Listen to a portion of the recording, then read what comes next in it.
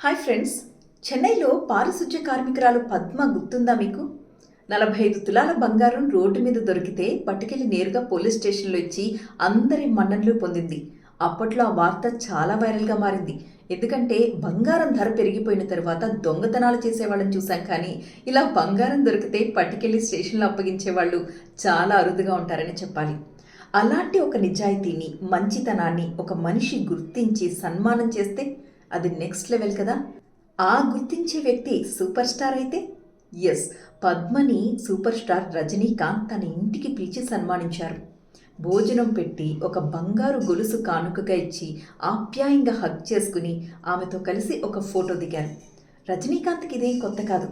ఇలాంటి నిజాయితీ పరుల్ని, కష్టపడి పనిచేసే తత్వం ఉన్నవాళ్ళని, సేవాగుణం ఉన్నవాళ్ళని గుర్తించి ఆయన ప్రోత్సహిస్తూ ఇలాంటి సన్మానాలు చేయడం ఆయనకి అలవాటైన పని.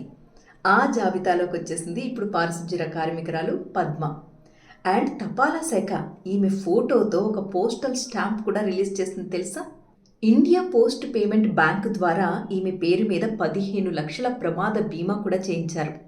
అది మాత్రమే కాకుండా తమిళనాడు ప్రభుత్వం ₹1,00,000 నజరానా కూడా ప్రకటించింది ఆమె చేసిన మంచి పనికి, ఆమె చూపించిన నిజాయితీకి.